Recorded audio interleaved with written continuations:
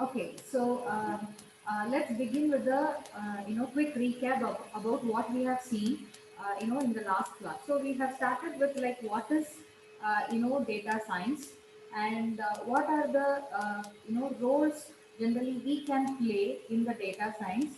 Okay, and we were discussing about some of the applications pertaining to the different analytics.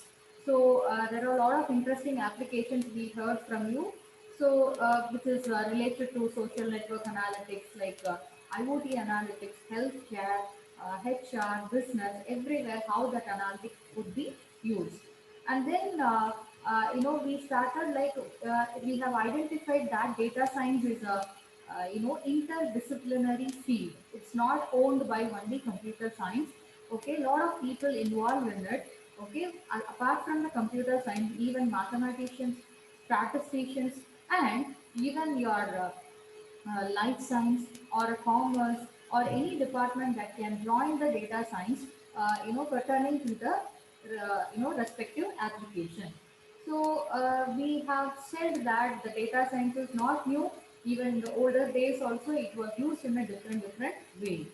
And we have identified the components of data science. So we begin from data engineer, like what the data engineer can play, in data science. So how do we collect the data? How do we do the pre-processing? All these things. Then moving on to analysis and visualization. Then statistician people. Then machine learning engineers. High performance computing is the back end of your entire data science. Since the data size is too high, it cannot be simply handled by a normal sequential processing. So we'll go for a batch processing or a distributed processing that will be dealt in the high performance computing backend. Then the domain experts are also the part of the data science. So domain experts are nothing but, so if you take a medical application, the guidance of the person which is related to the field is required so that they can say, they can give the real intelligence about the application. Okay, so all these things we have seen in the last class, and then we also see if the role of the big data engineer. Okay, what and all they can work on and what are the tools they can use also we have seen. Then moving on to analysis and visualization, we have listed out like R could be used, Python could be used, Tableau could be used. Like that, we have variety of tools nowadays like MATLAB and other tools are available. Then when you are moving into statistics or machine learning, what are the core algorithms or the area they work on? So that also we have seen in the last class. And then we have identified what is the characteristics a data scientist should possess. So if I want to acquire a role of data scientist, so what and all I have to possess. So from the beginning we have seen that data science is the not an individual domain. So it's actually a kind of interdisciplinary field. So you need a skill of programming, you need a skill of statistics, mathematical knowledge is also needed, as well as you need to have a kind of business mindset. Why? Because these data scientists mainly help the business people to make their own decision, to make their own prediction. So that would be that plays a vital role in their business.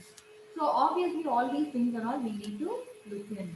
So keeping all these things in mind, we thought we will start. So so there are a lot of tools available. So how do I pick the tool? Which tool I can select? On what basis I have to select? Since we said that R is there, Python is there, MATLAB is there. Similarly, we have seen Hadoop, Big, Hive. All these things are all coming as a big data or data science. Then how do I pick what should be in my mind? So when I say that big data, so not data science is fine, but then in data science mainly we consider that the data, the amount of data is huge. The amount of data is huge. So when I use my normal system, what happens is it will take some amount of time to read the data, to process the data, and then display the result. So in that case, what can we do? We can go for a distributed computing environment. So what I mean by distributed computing environment is what I can do is I can fix my program that this is what I have to run. Okay, keep your program. And then you have a very big amount of data set. So what are we going to do is we are going to form some cluster with some number of nodes. So if I form a cluster with some 8 nodes, this 8 nodes will operate on some set of data. Okay, so if I assume that I'm having 1000 records, 1000 record is not at all considered as big data. Okay, but for example, let me take I'm having a data set with 1000 number of rows or 1000 data values. So what I'm going to do is this 1000 rows I'm going to distribute. So first to 200 I'm giving it to my node 1 or my system 1. Then next to 200 I'm giving it to node 2. The next 200 I am going to give it to node 3. Then the last 200 I am giving it to node 5. So totally I am going to have 5 nodes. Each node takes 200 rows and every node will start working parallelly. So when they start working parallelly, what happens? What happens? The execution is parallelly when it is happening. The same program will be running in all the 5 machines, okay? And the computation time is less because instead of computing 1000 data values, I am doing only for 200. Like that, 505 people are there along with me. So everybody is performing the computation on the given 200 rows. Now, once all these things are done, we will do the consolidation. So we are reducing the entire time duration of execution by 4 by 5. So if it takes like 5 hours to complete, you will be completing in 1 hour. Isn't it? So such a savage and such a amount of time we are saving when we go for the distributed computing. So when I consider this big data or a large amount of text or something like that, then I can go for this distributed environment. So who is helping me to execute this way? Your Hadoop. So Hadoop is having a pretty good ecosystem where a lot of tools are available. So with a combination of the tools, you can solve a data science problem on a distributed environment, right? So you could see in this diagram that you have a Splunk, you have MySQL, Oracle, IBM, DB2, you have Teradata. Like that, you have so many tools. Hadoop, we have Greenplum, Hive. Like that, it is being listed. So what do they say here is they are categorizing according to the operation it is meant for. So what are the operations they have mentioned? So ETL. So ETL is extract, transform, load. You have SQL query, no SQL, map reduce. So we will see about map reduce, okay, in the next unit. Okay, so map reduce helps you to execute the program in a distributed environment. Then real-time execution. So always when I have a big amount of data, real-time operation is little more complex because huge amount of data stream will get in and you need to capture that and then you need to process that. So how I can do it in real time and then which tool is mainly meant for analytics. So all these things are there and these tools also how they operate on the data. So you can see it in the left side what are the operation actually it does like collecting of data collection, storing the data, transforming the data. Then these are the operations related to data science like exploring the data, predicting, that is we have seen right predictive analytics. Then recommender system also we are going to learn in the fifth unit. Then visualizing the data, then modeling, how do I do the model, then reasoning. So depends on the operation we can just the tools are plotted. So when I see that we have R also in the data science area where we can explore and it can be used for predict, visualize, modeling and all. So we are going to start with R programming. Okay, so we have a lot of tools since we mentioned when we were talking about this analysis and visualization, R, Python, Tableau, D3 like that, even MATLAB and other things. In our syllabus, we are going to explore more about R programming. So when I say R programming, so the first thing what comes to mind is it's a programming language programmed by non-programmer. So it means what? So it was built by a team of people who doesn't even know about the program. So it is surprised to hear this, right? So it means that this R is mainly meant to be available for all the departments, all the team of people, be it the management students, be it computer science, life science, or any department, any domain people, they can just open the R and they can execute whatever they want to execute. So keeping that objective, actually they have started with the R. So we should remember that it's a language. Okay, R is a programming language. Okay, so like what are all operations we have done in data mining, we are going to explore these things with the help of R, and it was built by a team of non-programmers. Okay, now there is a question, why R is for the data science? Why not other packages? Then what are the unique features of R compared to all the other tools? So they say that there are a lot of packages which is mainly meant for data modeling. What do you mean by that? There are some set of predefined functions. See, I want to construct a neural network. What I'm supposed to do? I can just call a function, library function, that will construct a network according to my requirement and give me the model. I want to build a decision tree. What I'm supposed to do? You will not be, writing from the scratch like the other programming language. If I'm trying to implement this with C, then I have to start from the scratch. Like I have to create a node and then I have to give the connections and everything I have to perform. But here you have a lot of packages. The packages comes with a lot of user defined functions. So these things will help you easily execute, your demand, whatever is your need. It will help you to easily execute. Okay, so they say that a lot of packages are available like statistical analysis, machine learning, data mining, text mining, deep learning. You have a lot of packages. So you may be remembering, like in C program, how do you include a header file?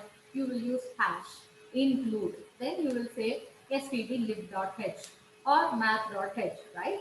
So you need to include the particular header file so that you can use the library function which are available in the header file, right? So the same way here also you have plenty of packages, and each package will comes with its own library function. So I have to include this package, and then from that I can extract the functions. I can use it for my domain. Okay, so that is one advantage of your R. So I think we can start with R without further delay. Okay, I hope you all have installed with R. Okay, so since we said that today we are going to work on R Studio, I hope you all would have installed. Can we, yeah, okay. So let's start working with R. Okay, so I have the R Studio. So if you have the R Studio, you can open. So otherwise, what you can do is, I'll show you. You can just uh, go to Google and check for Jupyter Notebook. Jupyter Notebook gives you a web UI, web user interface, where you can just go experiment your programs. So you can try even Python, Ruby, everything. So here you can select Jupyter with R. So you can see by default some example programs are listed.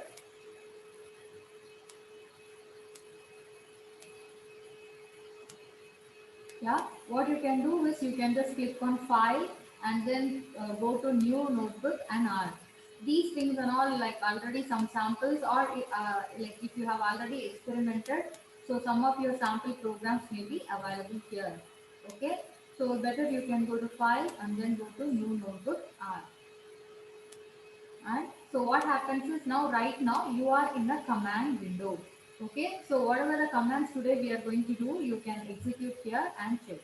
So by default you can see how the memory usage is happening, and once you have completed the program you can take the backup of the code as well. Okay, this one is a final option, like you have a problem in installing the RStudio and right now you want to practice, you can go this way. Okay, I'm going to demonstrate with RStudio now. Okay, those who don't have RStudio, you can type your commands here and then you can execute here. So how do you execute? You can see there is a run button. You can select the command and then click on run. Okay, are you getting it? So let's move on. Yes, ma'am. Okay. Yeah. So here you can see that. So this is my R studio. First, let us see the skeleton, like how what is what. So you can see there is a cursor blinking down. Okay, this is what you call it as a console. So console is the place where you execute all the commands. Okay, and you can see that there is right hand side. You can see there is a browser window which is all about the files which are there in the local directory. Then if you are constructing any plots, then the plot would be displayed here, and here you can see what are the packages available. We said that R is very good with rich packages, right? So you can see that these are the packages the R has. The current version, the one which is being installed in this machine, is having these many packages. Now what I'm supposed to do if I want to include a new package? So you can, in this place itself, if you want to identify, say for example, like NLP package, here it is not there, right? So I can install. So you can see there is an option called as install, update. So you can just click on install and then you can include the package along with this version. Okay, so that I am going to do little later. Then you can see there is a documentation place which we call it as help, that is available to explore the manual. You can see introduction to R, and then writing R extension, how do you import data, export data, and you can see some other related materials in the documentation place. Okay, so these are the things which are available in the right side browser. Let's little move on little talk. You can see here like environment. So environment is nothing but, see, currently in my console I have not done anything. So suppose I'm doing something in my console. For example, I'm just giving a is equal to 10. The moment when I give a is equal to 10, what happens actually? So 1 minute. Could you see that font size and all? Mm,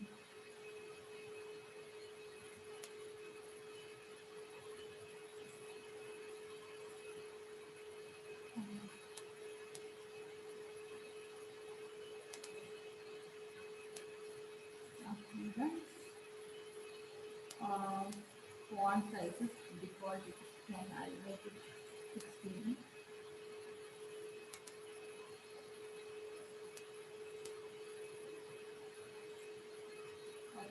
Okay. Okay. Yeah. Fine. So you could see now, right? Yeah. So this is my console. So what I have given, I have given a is equal to 10 here. So the moment when I gave a is equal to 10, what happened in the environment? So in the environment, a variable a is being created and it is having a value 10. Suppose let me give b is equal to 100. Then immediately in the right hand side, I can see that another variable is added. See this statement when I executed, now after that, now this is gone. Like due to the clear screen, this is gone. But then also it is available in the environment. So it does not mean that when you clear the command window, your variable is gone. Okay, so we have to issue another command so that the variables also will be cleared from the environment. So before that, what and all variables you are creating, all the variables will be available here. So now I want to perform an operation like C is equal to A plus B, just like your C program. And here when you see that you don't have any semicolon like your C and other things, there is no terminating operator. So I can just give C is equal to A plus B. So what happened is A is having 10, B is having 100, and C is equal to 110, which is the sum of A and B. Have you all tried this? Is your environment is working? Trying, ma'am. Anybody is using Jupyter? Anybody is using Jupyter? No one? Shall I ask you to screen share? So if you are using Jupyter, shall I demonstrate how it can be executed in Jupyter? Yes, ma'am. That's the reason I'm asking. Okay, so let me minimize this and I'll go back to my uh, Jupyter window. So I'm going to give A is equal to 10, then B is equal to 100, then C is equal to A plus B. And I'm selecting all these statements, I'm executing run. So run when I'm giving, I'm not able to see anything, there is no error as well. So it means that the command is being executed, but I'm not seeing any result. Okay, so how do I see the result? So we see that. So let me share with you, the command sheet. This I will share it to you in our, LMS. So you can see that this one shows that you are in the command window. Okay, so you can see that the angular bracket, which is the notation for the command window, like how you can add the value. So before going into variable, simply I can just give 3 plus 2. So when I give 3 plus 2, what happens? Can you try? Can you just give this 3 plus 2 in your command window and see what happens? Yes, ma'am. It's adding, Directly ma'am. result issue. So what happens is it is actually printing the value, isn't it? So Yes, ma'am. one minute.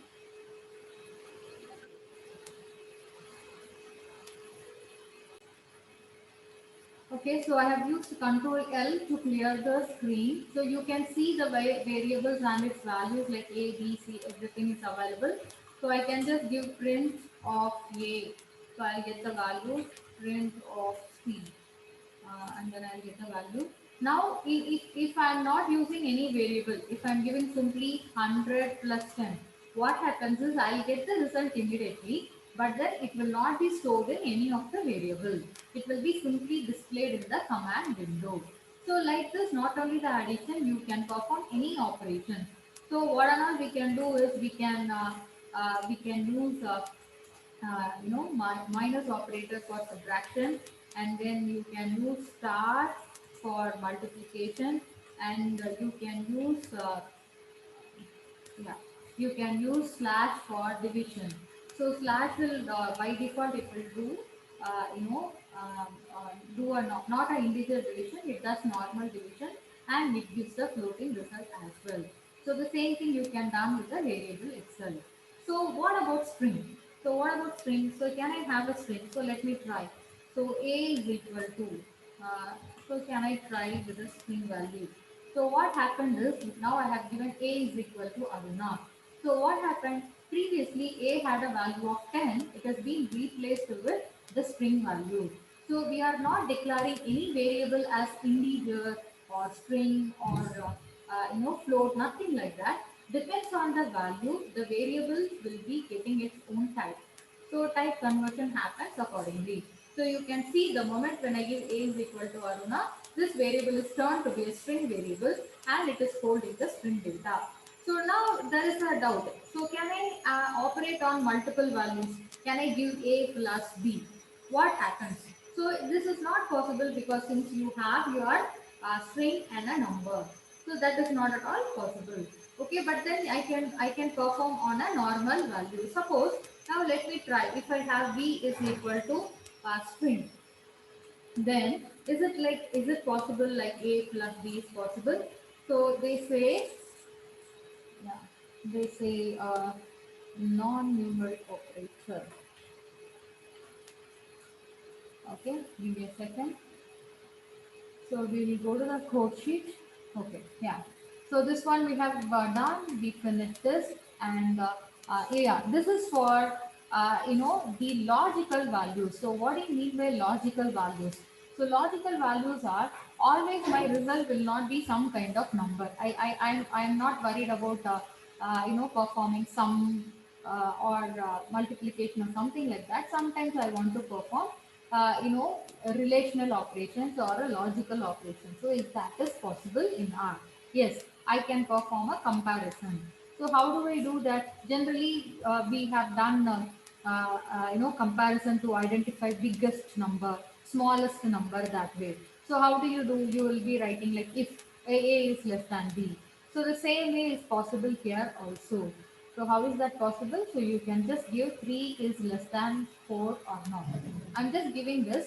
So this operation is executed and the result of operation should be either true or false. That would be displayed on the screen. So can we try that? So we'll go here. So I'm going to have A is equal to 10, B is equal to 90, and I'm giving A is less than B. So I'm getting a result as yes, because B is 90 and A is 10. I'm giving the result yes, it is true. And if I'm saying A is greater than B, then it is saying false. Okay. So this way I can perform. Can I compare? Yes, I can compare by using by using equal double equal to operator. A is equal to B. So it is saying false. Suppose let me make B is also 10, and then I can give A is equal to B. Yes, I'm taking that as true. Okay, so Ma'am, perform comparisons also, right? ma'am, Yeah, yes. ma'am, what this one indicate in square brackets?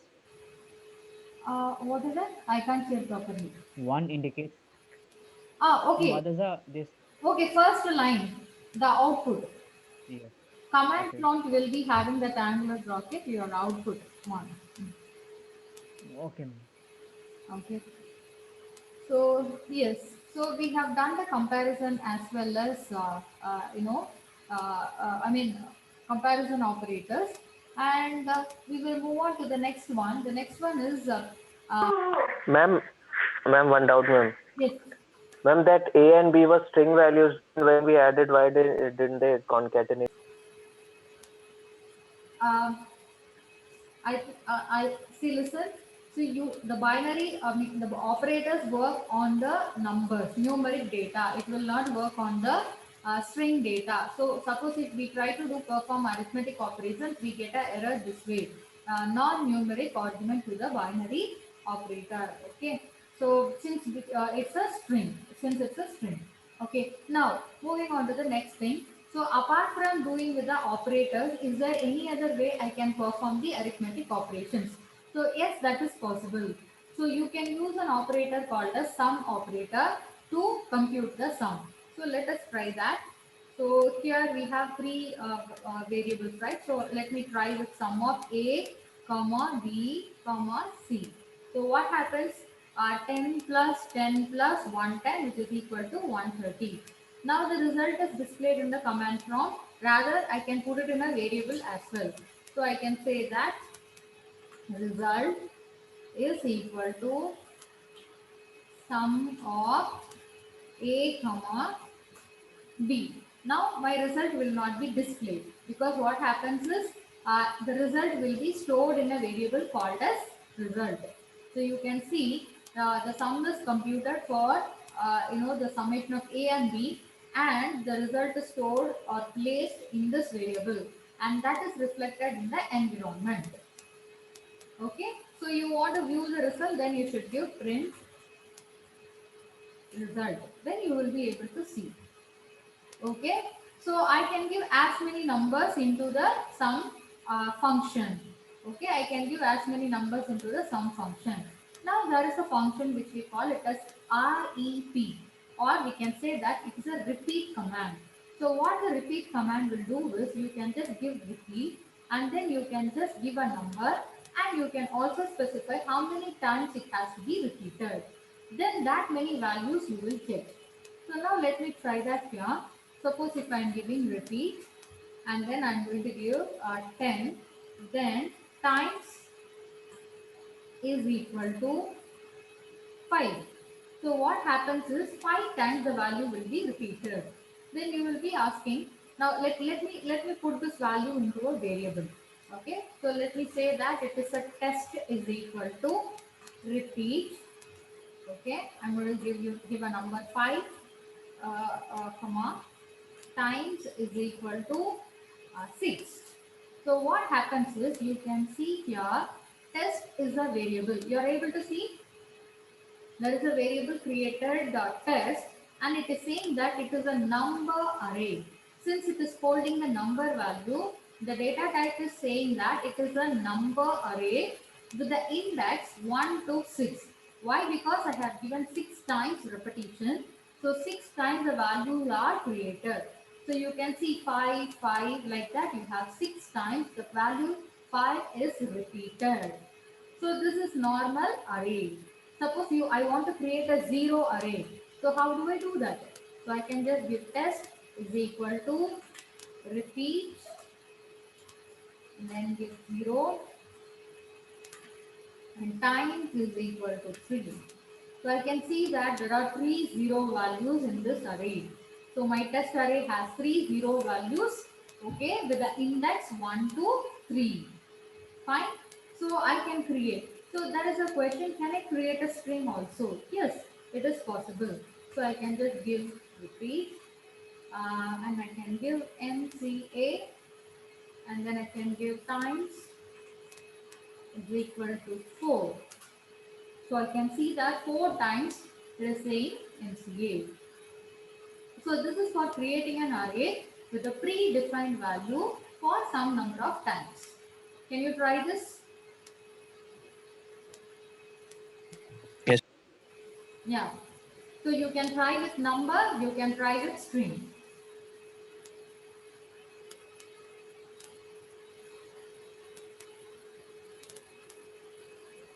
You can try with number, you can try with string. Okay, ma'am. Okay, yeah. Now you may be having a question. Ma'am, the same number only is repeated, but I don't want that way. Rather, I want a sequential value, like 1 to 5. Then how do I do that? So you can just give 1 colon 5. Generally, when you give this way, it assumes the first number as the starting number. Then the colon indicates that you have some series of number, and the last one indicates it's the end number. Suppose if I give 1 is to 10, then I can see that I am able to generate some number from 1 to 10. Then if I want to store this number into a variable, I can just give like this. So let me give you know temp temporary, okay, is equal to 10 is to 20. So what happened when I give 10 is to 20? See, the temporary variable is being created starting from 10 ending with 20. So let me print and see how is it coming. So I can just print and giving PMP.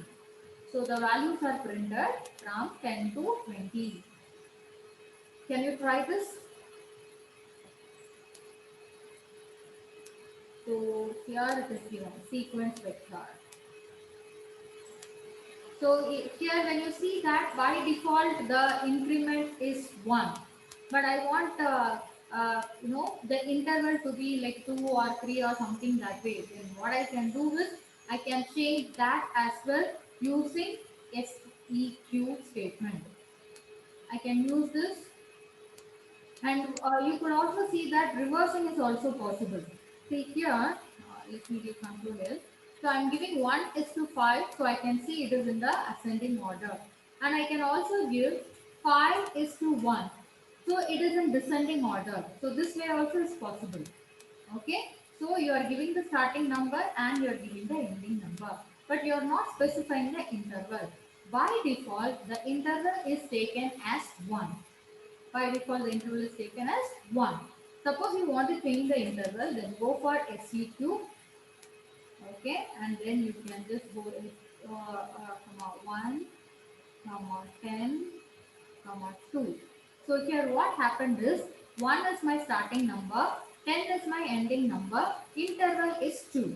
So first it is adding element 1, then 1 plus 2, 3 is added, then 3 plus 2, 5 is added, then 5 plus 2, 7 is added, 7 plus 2, 9 is added, 9 plus 2, 11, but 11 is not less than the limit. So it stops till 9, and this value could be stored in a variable as well.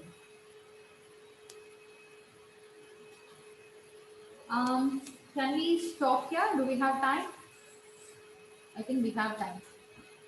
Do we have Another 5 minutes, ma'am. another 5 minutes? Okay. So then you could practice this. Okay. So how do we create the sequence? So right now I have created, and like let me assign it to the variable also. So I'm going to say series 1 is equal to, okay, and I'm giving 1 is to 10. So print series, print series 1. So I can see that. Now let me create series 2.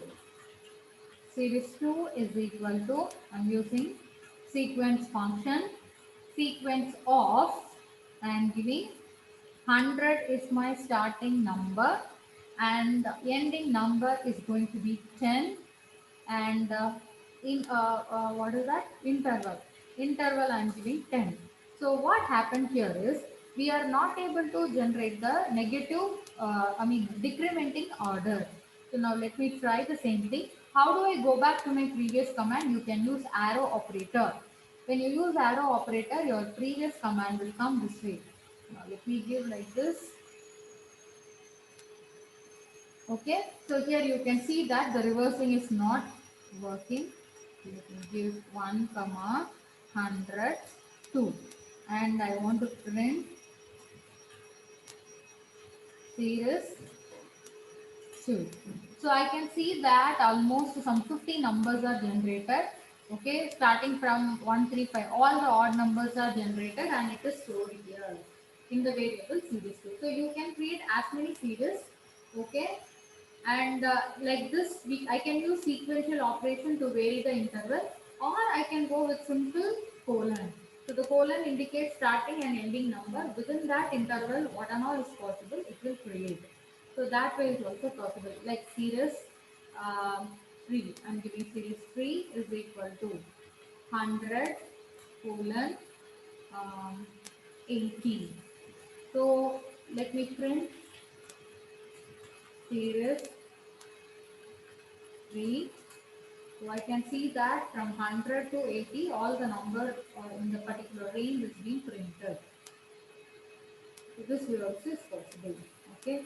So I'll share you this manual. So we have done till some 15. In between we have left a few that we will continue. Okay. So today we have seen like how how the R environment looks like. In the R environment, like how do I execute the commands, and then what are the basic operations which are possible. So we started with that. So we have many more things to execute in the next class. So we will do that. Okay, so by then please get ready with your RStudio if you don't have. If you don't have, no problem, you can also rely on your Jupyter environment. Once you have executed all the commands in the Jupyter environment, please try to save this. And here even in R also, here you have this entire things, right? So when you click on history, you see what are the commands you have executed. All the commands will be here, right? You can see all the commands, what and all commands you have executed. All the commands are stored here. Okay, so you can just take all the commands from here, or you have another option like you can just create a new R script. Okay, so when you give R script, you will be able to see a editor window, and here you can type all the commands and execute. So next class we will try to save the R script. Okay, today we have tried everything in command window. So next class we will try to save it in a separate R script. So day wise you can save your programs. Is it okay? Yes, ma'am. Okay. So today we will close the session. Okay. So with this, and tomorrow you please ready with your R Studio and programs which are related to other operators also. We will be doing it in the next class. Okay. So